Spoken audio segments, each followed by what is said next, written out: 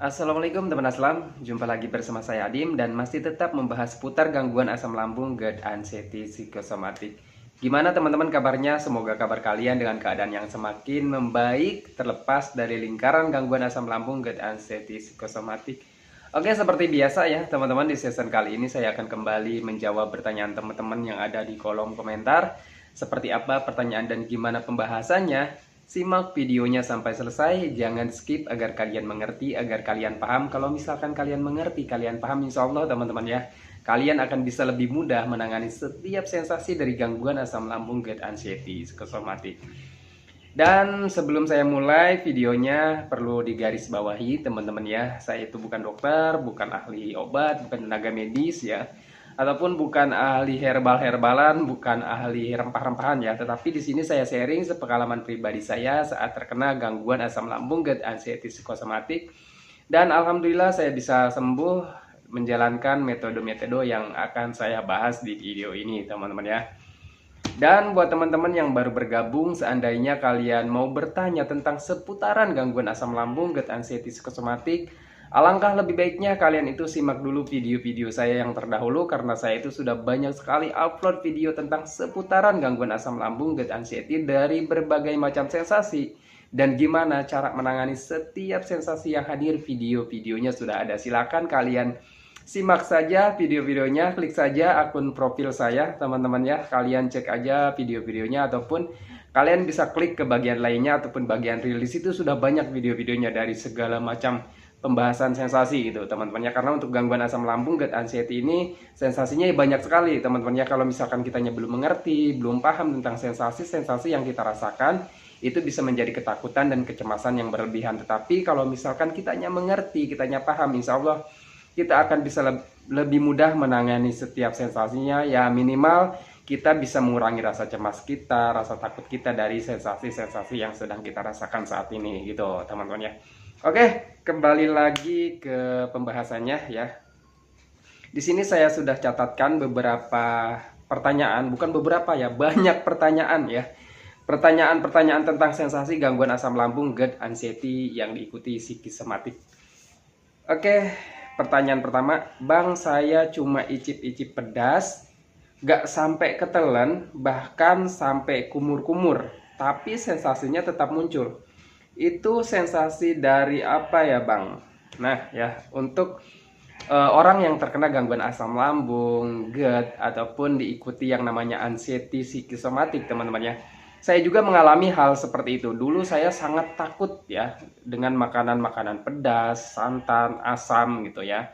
Terus juga makanan-makanan yang berpengembang, berpengawet, itu saya hindari dulu teman-teman ya. Karena saking takutnya saya terhadap makanan. Saya itu ketat menjaga pola makan waktu itu. Bukan pola makan, tetapi asupan makannya. Kalau pola beda lagi teman-teman ya. Kalau pola makan itu makannya berpola ya teman-teman ya. Jadi jam makan yang sudah kita tetapkan itu jangan pernah sampai kita lewatkan, ataupun jangan pernah menunda jam makan gitu. Nah, itulah pola makan. Tetapi asupan makan beda lagi. Tetapi di sini itu sebenarnya digabungkan antara pola makan dan asupan makan itu sama ya, teman-teman, digabungkan. Jadi jangan menghindari jangan memakan makanan yang pedasnya berlebihan, minyaknya berlebihan, ataupun bersantannya berlebihan gitu teman-teman. Bukan nggak boleh ya, tetapi dibatasi gitu. Bukan nggak boleh, boleh teman-teman ya. Kalau misalkan kalian kondisinya sudah di ambang 75% ke atas ya teman-teman ya, itu kalian sudah boleh memakan pantangan gitu teman-teman, ataupun makan makanan ya yang dulu kalian hindari. Ataupun buat teman-teman yang nggak menghindari makanan ya boleh aja, tetapi pola makannya harus dijaga ya.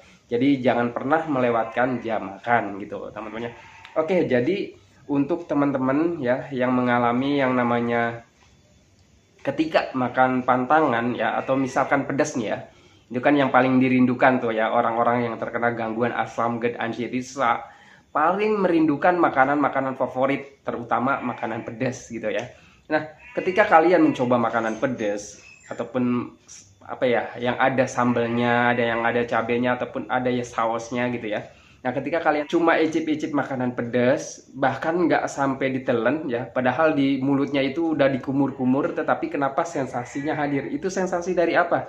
Itu sebenarnya bukan dari sensasi medis ya, teman-teman ya. Medis itu sensasi yang di bagian lambung ya teman-temannya, di bagian lambungnya, di bagian perutnya, di bagian dadanya masih sering panas gitu ya, itu baru sensasi medis.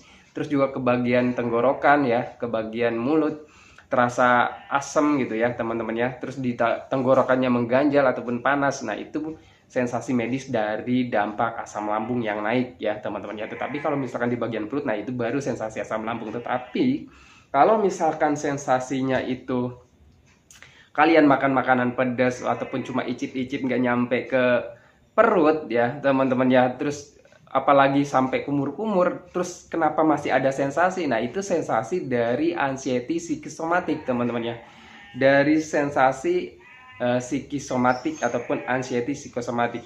Kenapa bisa seperti itu? Karena mungkin saja nih teman-teman ya, ini pengalaman saya dulu saat mencoba makan makanan pantangan ya seperti pedas ya ataupun santan ataupun makanan-makanan ringan yang nggak boleh dulunya saya makan gitu teman-teman ya. Itu waktu saya makan walaupun hanya sedikit ya, secuil, terus cuma icip-icip terus saya ludahin lagi gitu teman-teman ya, itu hadir sensasinya teman-teman ya, entah itu kelayangan, entah itu panas dadanya gitu, entah itu jantungnya berdebar, entah itu pusing, itu ada teman-teman ya. Nah itu sensasi, bukan sensasi medis, itu sensasi hadir dari pikiran negatif kita ataupun terlalu takut kita terhadap makanan-makanan yang dulu kita hindari gitu teman-teman ya. Pengalaman pribadi saya seperti itu. Lalu gimana caranya bang supaya kita itu bisa makan kembali seperti dulu, nggak takut-takut lagi dengan makanan-makanan pantrangan ya. Kalau misalkan kalian itu menjaga makan ataupun menjaga asupan makanan, ataupun kalian menghindari makanan-makanan yang di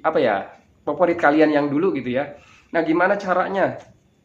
Kalian harus yakin teman-teman ya, caranya itu ya kalian harus yakin kalian kalau misalkan kalian sudah tidak mengalami lagi sensasinya perih di bagian perutnya, di bagian ulu hatinya, tidak sakit lagi di bagian perutnya juga gitu teman-teman ya.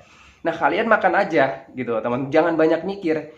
Ketika kalian nyaman ya udah, apa yang nggak ada yang harus kalian takutkan gitu teman-teman ya. Ketika kalian pencernanya sudah membaik, di bagian ulu hatinya sudah nyaman gitu ya teman-teman ya. Dulu kan kalau misalkan orang yang terkena gangguan asam, GERD, anxiety itu kalau misalkan kondisinya masih parah ya teman-teman ya, ataupun masih tahap pembaikannya baru di 70%-an gitu ya, itu ulu hatinya sakit teman-temannya, sering panas juga dadanya gitu, terus juga di bagian lambungnya sering mengganjal gitu teman-temannya, sering melilit, sering sakit, sering kembung, sering begah gitu teman-temannya. Nah itu sensasi medis dari efek asam lambung ataupun memang asam lambung kalau misalkan di bagian lambungnya gitu teman-teman ya.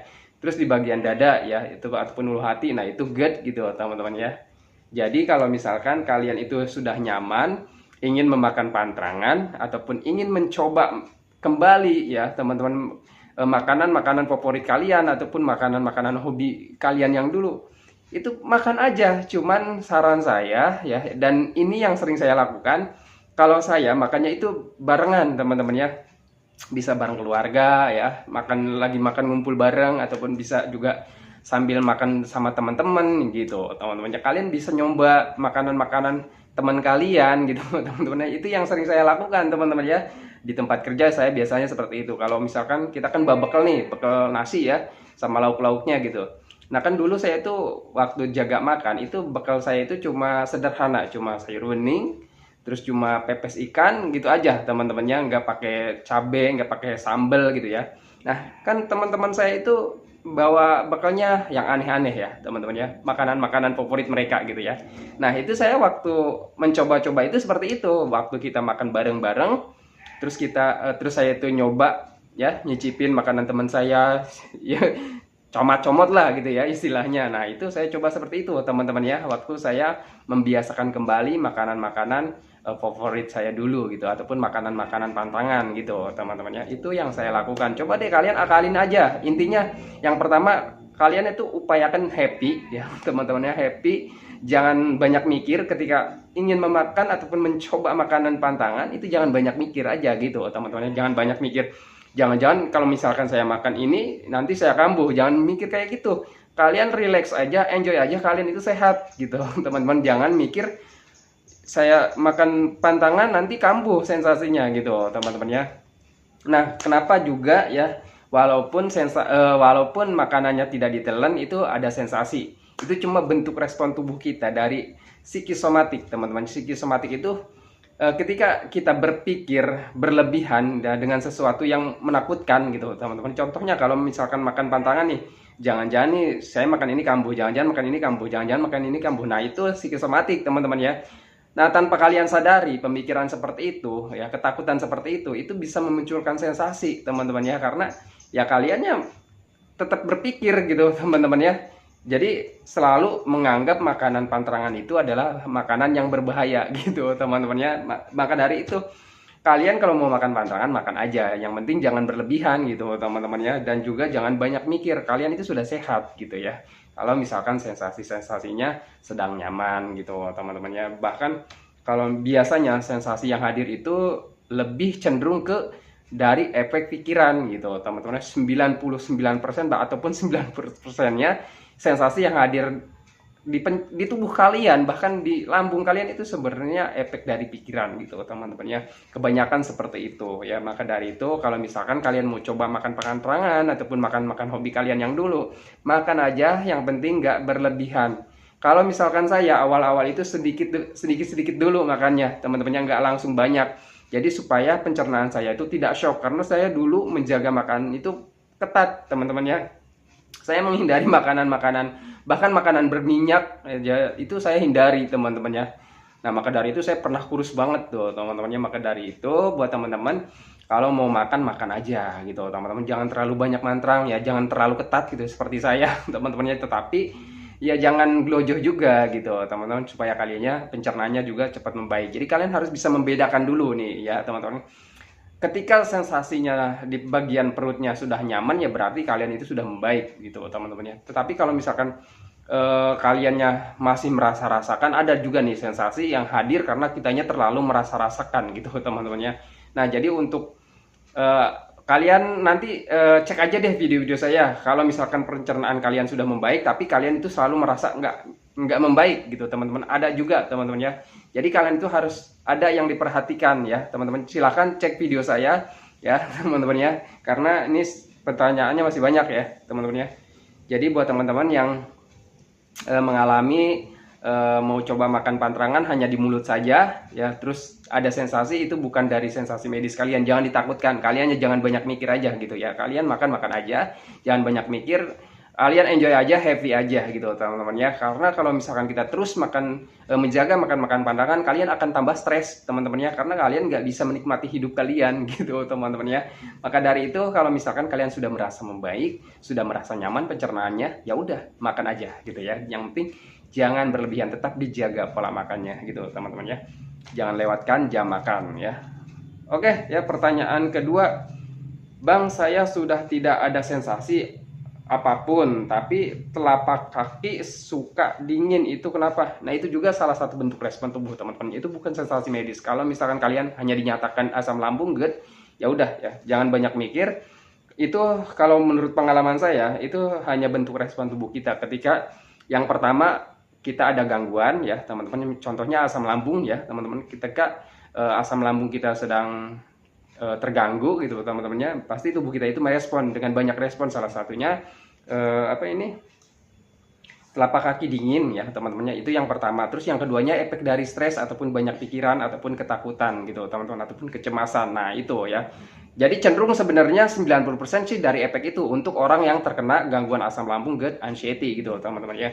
Jadi pengalaman pribadi saya ketika saya mengalami kecemasan, ketakutan, selalu banyak mikir ini itu semuanya terasa dingin ya, terutama di bagian telapak tangan, telapak kaki gitu, teman. Bahkan ada keringat dingin gitu, teman-teman ya.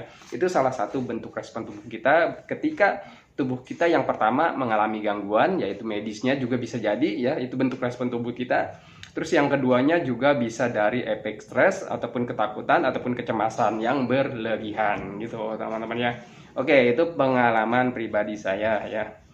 Jadi ya kalian jangan takut ya, teman-teman. Terus cara mengatasinya gimana ya? Jangan takut ya, jangan terlalu cemas, jangan stres gitu, teman-teman. Terus upayakan aja sekalian itu melakukan aktivitas kegiatan yang menyenangkan, apapun itu lakukan saja. Kalian sibukkan diri kalian supaya tidak terlalu pikirannya itu menitik pada satu titik, yaitu tentang penyakit, tentang sensasi, tentang ketakutan yang kalian pikirkan gitu, teman-teman. Kalian sering jalan kaki ya teman-temannya, terus berjemur ya. Olahraga ringannya itu jalan kaki gitu. Jalan kakinya bisa, kalau misalkan kalian mau latihan cepet apa ya, supaya cepet sehat gitu, cepet kembali lagi mental kalian itu yang mental baja, supaya kembali lagi kalian latihan jalan-jalannya itu ke tempat-tempat yang indah teman-temannya, bisa persawahan, perkebunan gitu. Itu yang sering saya lakukan teman-temannya, itu bisa memfresh pikiran-pikiran negatif kita gitu. Kalau misalkan kalian terus dengan konsisten ataupun dengan rutin kalian lakukan seperti itu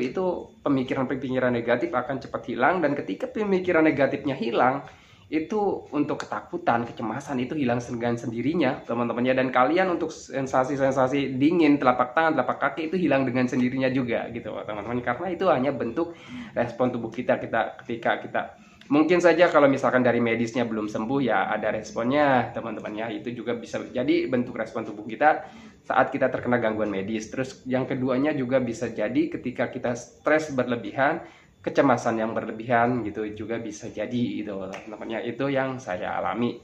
Oke, pertanyaan selanjutnya, Bang, kenapa mulut selalu asam dan gimana cara tanganinya?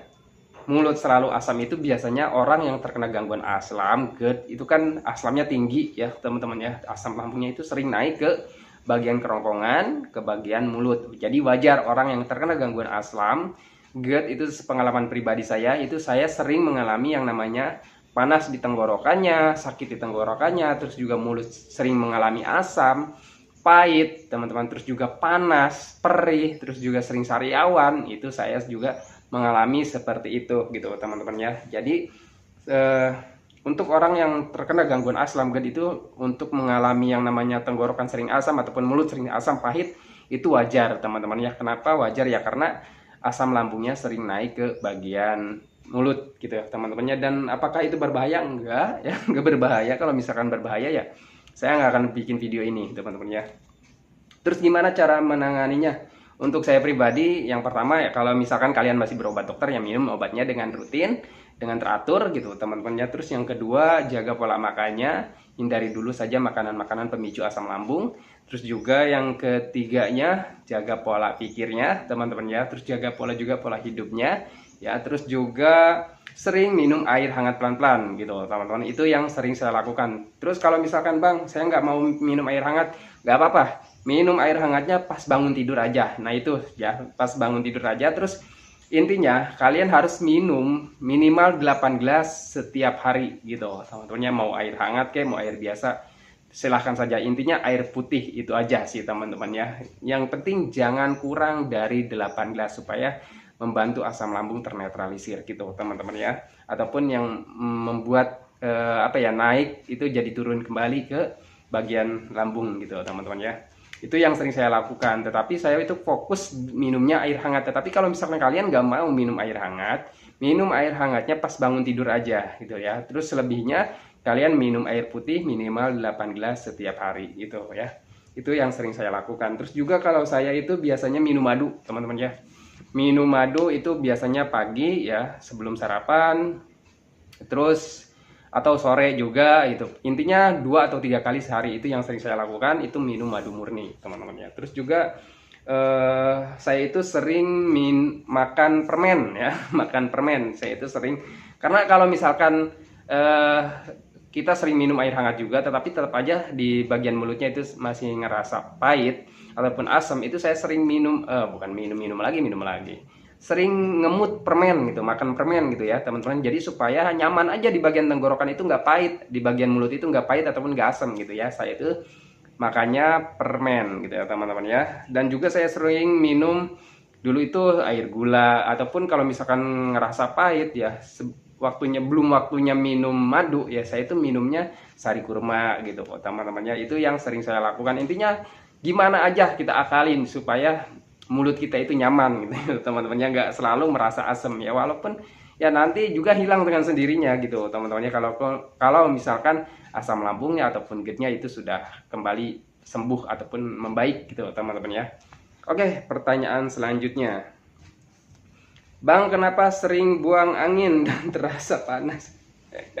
Ya aneh-aneh ya sebenarnya pertanyaan teman-teman Aslam itu. Tapi nggak apa-apa ya teman-teman ya. Saya juga dulu memang seperti itu karena rasa penasaran di pikiran kita, di hati kita itu besar ya. Orang yang terkena gangguan asam lambung GERD anxiety itu rasa keponya, jiwa keponya teman-teman ya, jiwa penasarannya itu tinggi sekali. Nggak apa-apa teman-teman ya. Itu hal yang wajar ya. Untuk sering buang angin sebenarnya bagus. Kenapa saya katakan bagus? Karena berarti gasnya itu keluar, karena orang yang terkena gangguan asam GERD anxiety itu cenderung banyak gasnya. Untuk orang yang terkena gangguan asam lambung ataupun GERD ya teman-teman ya, itu cenderung banyak gas. Itu biasanya kan perutnya kembung, begah gitu. Nah itu gas teman-teman ya. Nah ketika kita banyak gas itu harus dikeluarkan. Gimana cara keluarkannya? Yang pertama dengan sendawa, yang kedua dengan buang angin gitu teman-temannya. Jadi kalau misalkan teman-teman sering buang angin itu harusnya bagus dan itu wajar teman-temannya untuk orang yang terkena gangguan asam GERD ya. Dan sebenarnya banyak ya orang-orang yang nggak terkena gangguan asam juga itu sering buang angin, ya wajar teman-teman. Jadi jangan selalu ditakutkan. Tapi memang sialnya nih untuk orang-orang yang terkena gangguan asam GERD itu buang angin itu ataupun apapun itu ya, hal sekecil apapun, hal sepele apapun itu selalu jadi pikiran, selalu jadi kepo gitu ya. Kenapa sih begini, kenapa sih begitu gitu teman-temannya. Dan itu sangat wajar ya untuk orang-orang yang terkena gangguan asam lambung GERD anxiety, dan saya pernah mengalami di posisi kalian seperti itu. Oke, jadi untuk sering buang angin ya dan terasa panas itu sebenarnya wajar. Kenapa terasa panas? Karena untuk orang yang terkena gangguan asam ya, itu biasanya cenderung panas dalam gitu teman-teman ya. Karena panas dalam asam lambung itu cenderung diikuti yang namanya panas dalam. Karena panas dalam itu gangguan rumahan, jadi sama aja gangguan lambung juga, gangguan asam lambung juga gangguan rumahan. Karena kita juga dulu sebelum terkena ataupun sebelum didiagnosa kita terkena gangguan asam lambung ataupun GERD ya, kita dulu juga sering mengalami yang namanya panas dalam. Kenapa seperti itu ya? Karena ketika kita ada panas dalam, sebenarnya asam lambung kita itu sedang tinggi ataupun sedang tidak normal gitu teman-teman. Jadi itu hal yang wajar, tetapi cenderung kita itu saat terkena gangguan asam lambung itu setiap hari ya mengalami itu. Kenapa bisa seperti itu ya? Karena asam lambungnya nggak normal-normal ya. Kenapa asam lambungnya nggak normal-normal? Ya karena kita juga dihinggapi yang namanya anxiety psychosomatic disorder. Kenapa bisa anxiety psychosomatic disorder bisa mempengaruhi asam lambung? Bisa karena asam lambung dengan ataupun pencernaan dengan pikiran itu sangat berhubungan gitu teman-temannya. Jadi bisa mempengaruhi satu sama lain gitu ya. Jadi biasanya disebutnya lingkaran gitu teman-temannya, lingkaran setan ataupun lingkaran asam GERD anxiety gitu teman-teman. Jadi kita itu harus bisa memutus lingkaran itu gitu ya. Oke, pertanyaan selanjutnya, tapi ini videonya udah panjang banget teman-teman ya. Oke, saya coba ya. Bang, apa pernah dada kiri panas? Apa obatnya? Pernah teman-teman ya, sering banget. Entah kiri, entah kanan, itu saya sering gitu teman-teman ya. Jadi untuk masalah obat, kalian harus konsultasi dengan dokter kalau masalah obat ya teman-teman. Tetapi di sini saya akan jelaskan sepengalaman pribadi saya saat mengalami gangguan asam lambung GERD anxiety dan mengalami sensasi di bagian dada sebelah kiri maupun sebelah kanan maupun di bagian tengah teman-teman ya. Jadi yang saya lakukan itu yang pertama menjaga pola makan, menjaga pola hidup, menjaga pola pikir. Terus yang keduanya saya sering minum air hangat pelan-pelan. Terus juga minum obat ya kalau misalkan masih berobat ke dokter. Terus juga saya itu ya sering saya minum itu adalah madu murni gitu teman-teman ya. Jadi seperti itu saja yang sering saya lakukan teman-teman ya. Jadi panas di bagian dada kiri itu efek mungkin dari asam lambung yang naik ke bagian kerongkongan. Sebenarnya naiknya ke bagian kerongkongan karena di sini tuh ada kerongkongan, di sini tuh ada esophagus teman-temannya. Biasanya orang yang terkena gangguan asam GERD anxiety disorder itu biasanya seringnya sakit di sini ya, di bagian tengah sini, di bagian ulu hati, terus di bagian di sini di bawah tulang rusuk bagian kiri, kadang di bawah tulang rusuk bagian kanan, kadang panas di bagian dada kiri ya, di bagian dada kanan gitu teman-temannya. Kenapa bisa dada kiri ataupun dada kanan? Apakah itu asam lambung yang naik ke bagian paru ya? Kalau menurut pengalaman saya sih bukan ya teman-temannya. Jadi gini, ketika ada asam lambung yang naik ke sini ya, ke bagian kerongkongan ya di tengah ini, itu kan tubuh kita itu banyak otot ataupun saraf teman-teman ya. Nah itu adalah bentuk respon tubuh kita ketika ada asam lambung yang naik ke sini gitu ya. Jadi terasanya panas ke sini menyebar ataupun ke sini gitu teman-teman ya, ataupun semuanya nih ya panas nih, heartburn gitu ya teman-temannya, dadanya panas. Nah, itu bukan berarti asam lambungnya naik ke bagian paru-paru kalian ataupun ke jantung kalian. Jangan takut ya, teman-teman. Kenapa saya mengatakan seperti itu? Karena ketika saya di ronsen, itu dada saya ataupun paru saya itu baik-baik saja, teman-teman ya. Jadi nggak ada hubungannya untuk gangguan asam lambung yang ke paru gitu, teman-teman. Kalaupun misalkan ada, kalian itu harus konsultasi ya. Coba aja konsultasi dengan dokter, teman-teman ya. Karena ini pengalaman saya saat saya ronsen itu ya baik-baik saja ya, teman-teman ya. Parunya alhamdulillah, teman-teman ya. Tetapi ketika pulang ke rumah, teman-teman ya, itu ada sensasi di bagian dada kiri itu saya takut, di bagian dada kanan takut, teman-teman ya. Itu panas di bagian dadanya itu takut juga, teman-teman ya. Ya padahal itu sebenarnya menurut pengalaman saya, teman-temannya, itu adalah asam lambung biasanya naik ke bagian ini karena mengiritasi kerongkongan, teman-teman ya. Itu biasanya sensasinya luar biasa di bagian dada itu panas, teman-teman ya. Karena mungkin saja kan berhubungan ya, teman-teman ya.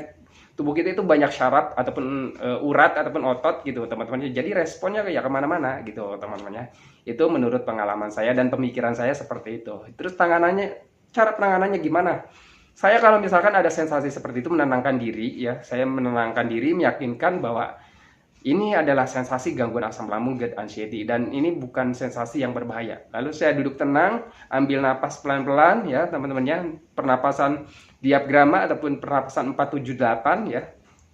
4 detik saya hisap ya, teman. Terus 7 detik saya tahan, 8 detik saya buang dari mulut gitu, teman-teman. Jadi itu sering melakukan pernapasan diafragma seperti itu ataupun pernapasan 478 gitu, teman-teman. Terus juga saya minum air hangat pelan-pelan ya supaya menurunkan lagi asam lambungnya, teman-teman ya, yang naik ke bagian kerongkongan, nanti ke bawah lagi ke bagian perut. Ataupun kalian mau minum air mineral biasa, air putih biasa juga bisa ya, teman-teman ya. Tetapi pengalaman saya itu selalu minum air hangat untuk mengurangi sensasinya gitu, teman-teman ya. Oke ya, jadi seperti itu saja yang bisa saya bahas, yang bisa saya sampaikan kepada teman-teman ya. Semoga video ini bermanfaat, menjadi pengetahuan ataupun wawasan kalian saat mengalami gangguan asam lambung GERD anxiety psychosomatic disorder. Ini pertanyaannya masih banyak, teman-temannya, berhubung waktunya sudah panjang karena waktunya terbatas ya, teman-teman. Nanti kepanjangan saya nggak bisa upload ya, susah, dan juga HP saya sering ngeblank, teman-temannya, kalau misalkan kepenuhan videonya ataupun memorinya, teman-temannya. Belum kesampaian, saya mau ganti HP juga. Curhat lagi. Oke ya, jadi videonya seperti itu saja. Semoga video ini bisa bermanfaat bagi teman-teman yang mengalami gangguan asam lambung GERD anxiety.